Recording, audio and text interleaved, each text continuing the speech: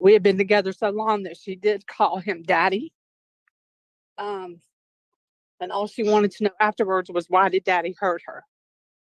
You know, my daughter is mentally handicapped. This was not some 19-year-old that he decided to have a little sex with.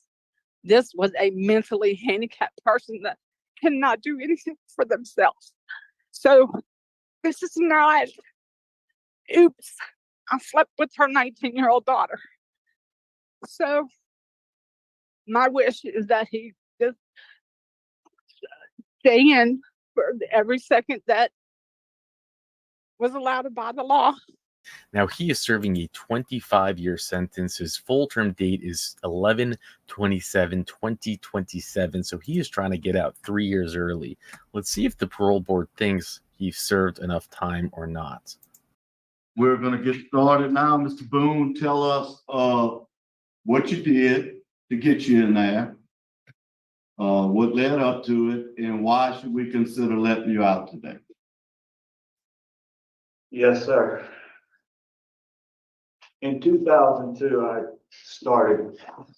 assumed that was going to be a good year for me, and I started drinking again. And I caught a DWI, which instead of going and getting help, I allowed that shame and that guilt to continue my drinking. And to the point where 1 week before I caught this crime, I was fired from a job because of my drug and alcohol abuse.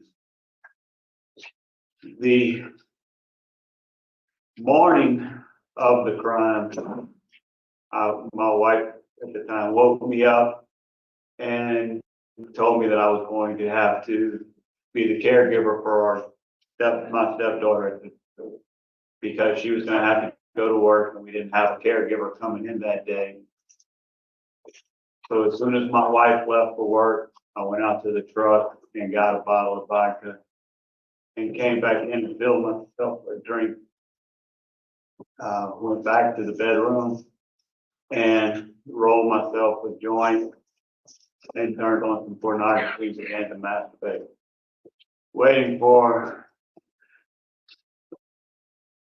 During that time, my stepdaughter called from the living room that her TV program was over and that she was finished eating. I proceeded to go into the living room and raped my stepdaughter on the floor in the living room. Afterwards, cleaning myself up, got her dressed, and proceeded on that day as if nothing had happened. Later that afternoon, once my wife got home, my daughter needed to use the bathroom. My wife was preparing dinner.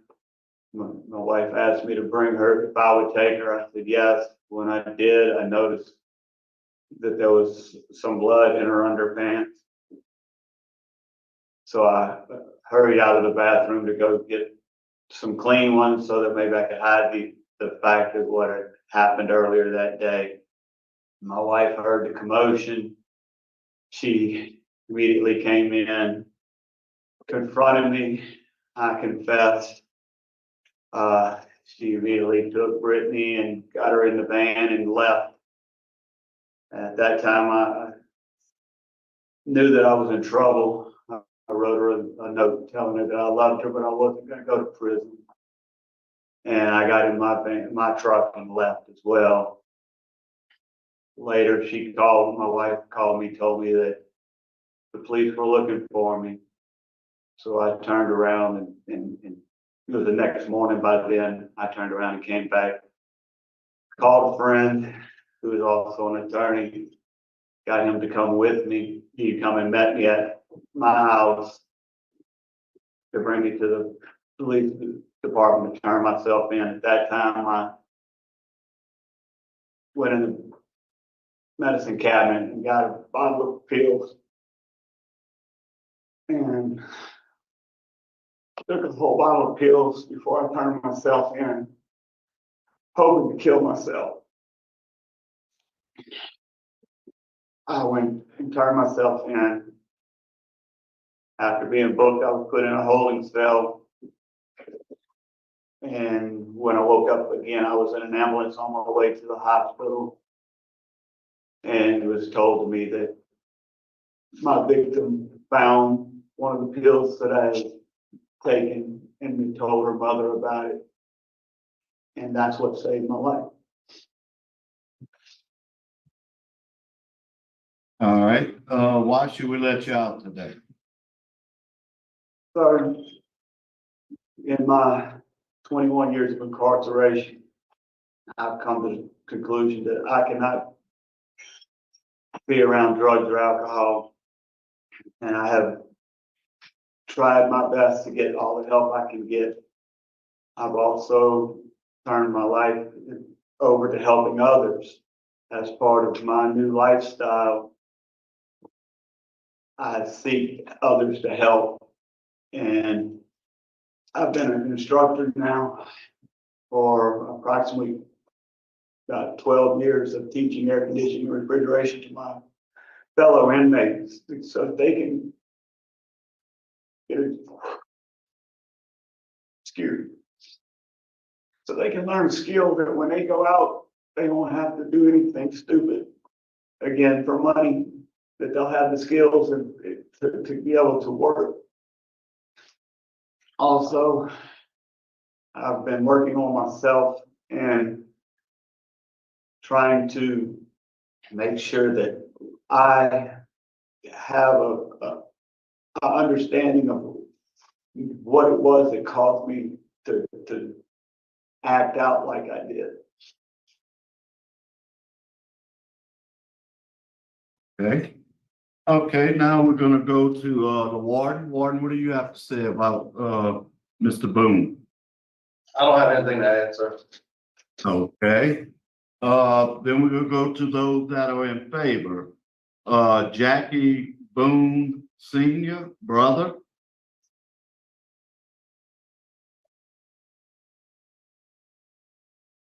Yes, sir, I'm here.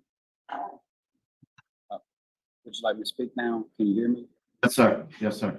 Okay. You want us to know about your brother? Well, he was a strong-headed kid back then, and I'm kind of tore up now, so just bear with me here.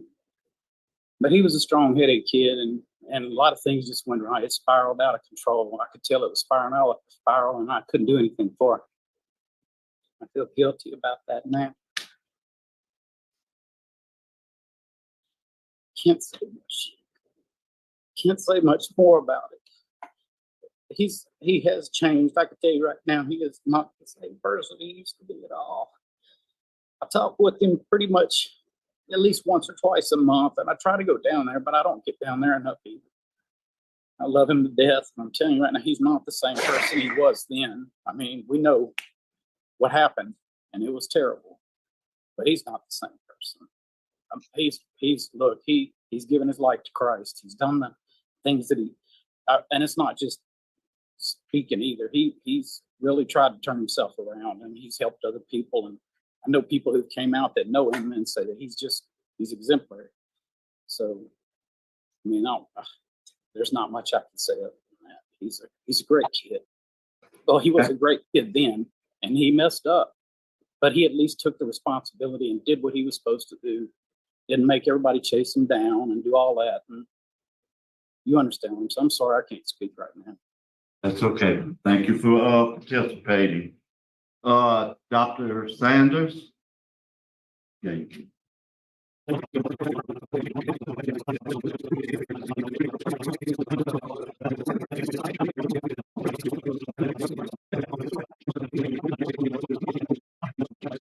Mr. Sanders. Dr. Sanders. Leslie Papera? Yes, sir. So I don't know what to actually say about my brother, because he is my older brother, and what he did was horrific. I am a mother to 2 teenage daughters. So to even think about what happened and what he actually did makes me sick. But I've also watched him over the last 20 plus years, and he's not the person now that did those crimes then. I don't know what else to say, but I will tell you just a little bit that, and this, it doesn't speak to the crime, or it doesn't speak even to the person, and that is that over the last 20 years, he's also been incarcerated while his father and his mother passed away, and he didn't get to be here for them. And so I know that he feels that as well. And I know that that's part of his punishment for what he did. And it only makes it that much worse, but it'll never pay for it. That's all. Thank you, ma'am. Appreciate you coming here and for the comment. Okay, now we're going to the opposition. We will go to Ms. Cat. Yes, sir. Okay, Ms. Lewis. Tell us your name and relationship to the victim, and tell us what you want to tell us. Okay. Well, my name is Carol Lewis, and I am the mother of the victim, Brittany Metrojohn. This is what I can say. I was with Baron Boone for 10 years. So it wasn't like a casual relationship.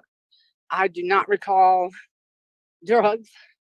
Apparently the wool was pulled way over my eyes. May have been some drinking, but nothing was ever serious. I trusted this man after 10 years. And my daughter is handicapped. She suffered a head injury in a car accident when she was 3 years old. So at the age of 19 is when he raped her. We had been together so long that she did call him daddy. And all she wanted to know afterwards was, why did daddy hurt her? So, yes, 20 years has gone by. But what he did will never, ever go away.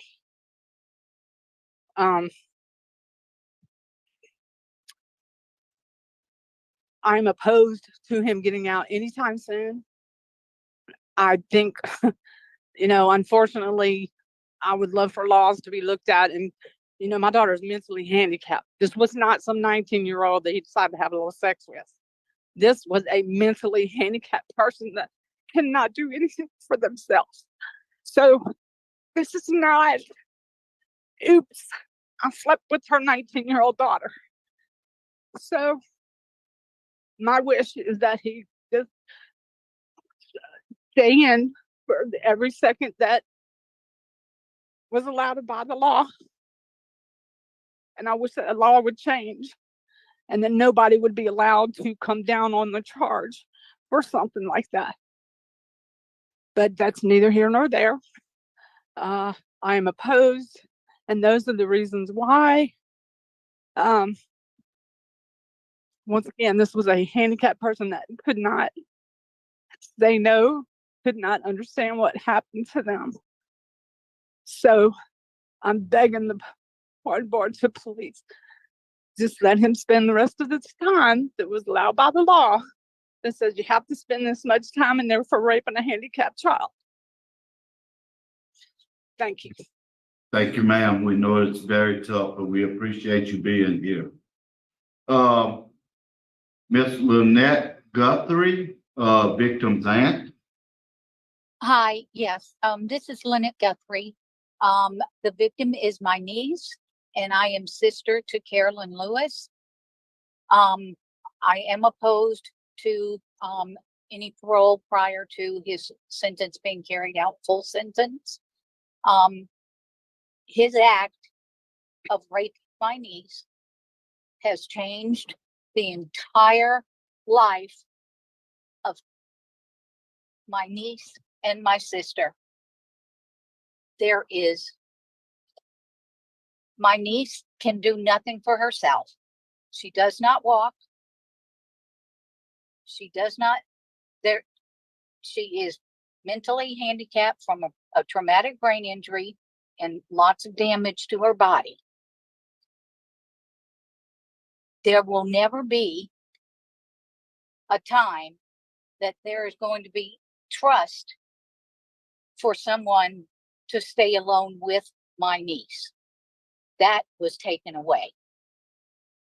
And I have been a witness to the torment that his act of rape to my niece has caused my family.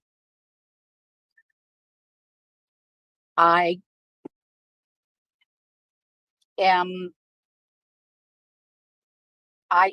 too was not familiar with any drugs on his part. Also, minimal drinking. I did not see those excessive things from my viewpoint. Again, thank you for allowing me to speak. Well, we appreciate you speaking, ma'am. Thank you.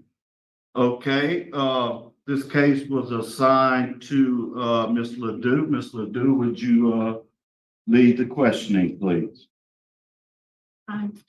In reviewing the adult criminal record, I did see 4 DWI arrests prior to this. You may have had a null prost, or it may have been just a misdemeanor. One says record not found, but there was an arrest. So it's evident that you had some kind of alcoholic history. Is that correct? Yes, ma'am. I also attended a trauma, alcohol and drug abuse through the TOF Center of Baton Rouge in 98. You were 36 when this crime was committed. Yes, ma'am. Do you have any biological children of your own? No, ma'am.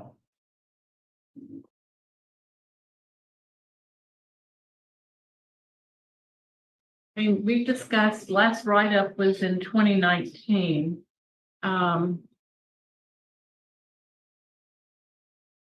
You know, I don't have a whole lot of questions. I have had a lot of information presented. I have a lot of information in your file.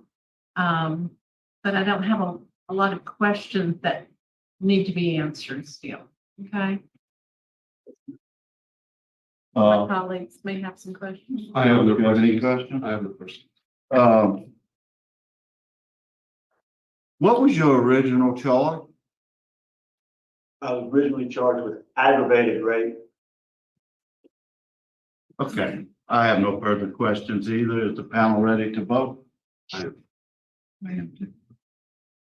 Mr. Boone,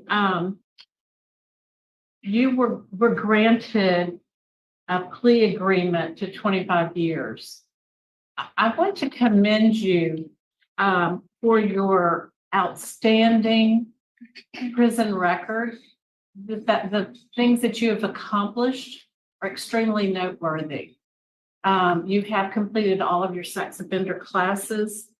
But in the balance of things, the law enforcement victim opposition is significant. And with the plea agreement, my vote today is to deny parole. Till, My vote is also to deny. my vote is also to deny due to victim opposition and law enforcement opposition. I need to mention that both the DA and the sheriff were opposed. So I just want that for the record. So your parole's been denied. What can be an even more shocking and just horrifying situation? You have this man in your life for 10 years. They're in a relationship. 10 years. this loser, he you know, it starts off with Mr. Freeman tell us what happened. He gives a whole story, a whole roundabout story. Well, it was 2002. I thought I was gonna have a great year. So I started to drink because, you know, and then I started drinking, and then I got a DUI, and then it was 1 week before I caught this crime. He says, that I got fired. And then my wife woke me up and she said that she would have to be the caregiver because I lost my job and she was going to go out and work. So I had to watch my kid. And then I went and got a bottle of vodka and I smoked a joint and I watched, you know. And then I just went out and I did that. And it's like, what? I mean, he really sounded to me like he's blaming. It was just, how can this even be really? I don't. And then you have the supporters come on, and I fast forwarded the doctor guy. I don't know what he was talking about, some rubbish. You know, it's always the supporters come on and they do like the whole flying turtles and butterflies and oh, everything is so great and let him out. And you know, to his credit, his sister like seemed to get a little bit emotional when she started to reference that she has her own kids that she can't even imagine. But then again, that's just about her. When it's someone else, it's like, who really cares, right? And of course the DA doesn't show up. Nope, DA doesn't show up because again, it's just a disabled child. And you know, Brandy Cajun Overcomer, our Louisiana native, maybe you've seen her, we've had her on the show a few weeks ago. She said that she knows this girl very, very well, and that she is severely mentally and physically challenged. And she says, you know, here he does blame alcohol. She says that she never saw alcohol around him. He did have the DUI, but I mean, let's be real. Let's just be real.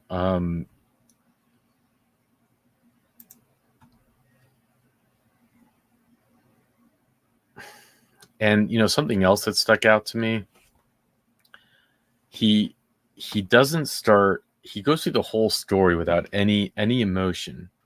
And then he starts to cry when he talks about how he tried to unalive himself. That's the only time that he starts to cry. And he says, and then before I turned myself in, I took a bottle of pills.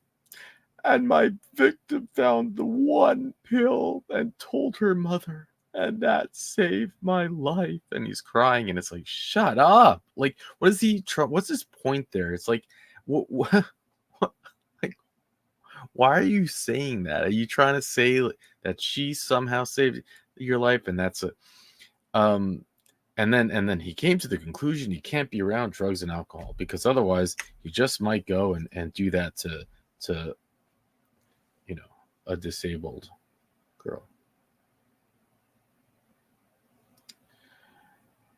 The mother spoke powerfully because there was DA nowhere to do it. The warden had nothing to add in both cases, actually. So hats off to the warden. That's when the warden isn't so happy about someone getting out. That's usually what they do, is a no comment. And you know, he was given a 25-year deal in Louisiana for this type of crime. If convicted, you would get life or even the death penalty. So it falls under either first degree or aggravated. It's basically the same name for both. First degree is aggravated. And it's just, you know, it's a pretty blanket statement. It goes through what you can be charged for that. It is when 1, 2, 3, 4, 5. And in this case, he falls under number 6, when the victim is prevented from resisting the act because the victim is a person with a disability. And you know, the legislation actually allows the minimum sentence of life for this crime. If the district attorney seeks a capital verdict, the offender shall be punished by death or life imprisonment and hard labor without the benefit of parole. So that's why he took the plea deal of 25 years. And you might say, man, I mean, should they have gone for life? You know, I know 25 years is a lot for these type of crimes. We don't see it. Usually they plea for a lesser offense, and they get much less time. But he's going to get out no matter what in just a few years on his good time date, and that's 11/27/2027. That's a scary thought. You know, they all, it's funny, both of these hearings have the same thing in common. They all found Jesus. You know, that was part of their big storyline. And just think about it. He is going to be walking around in just 3 years. That's a scary thought. That's a scary thought. And before I let you go on this one, I'll share Richard's notes, which he has a really good point. You know, I said his sister at the beginning, as she like seemed to get emotional talking about her daughters, but a good question was, one, would she allow her brother to hang out with her 2 teenage daughters? Can you imagine that? And then 2 is that she turned off her camera when the victim's mother spoke. So she keeps her camera on basically the whole time. She sheds her tears, and then when the victim mother comes on, she turns off her camera. So those are 2 valid points. Thank you, Richard, for sharing that and for covering these hearings and saying, Mandy, you got to do these. And thank you, Kejun Overcomer.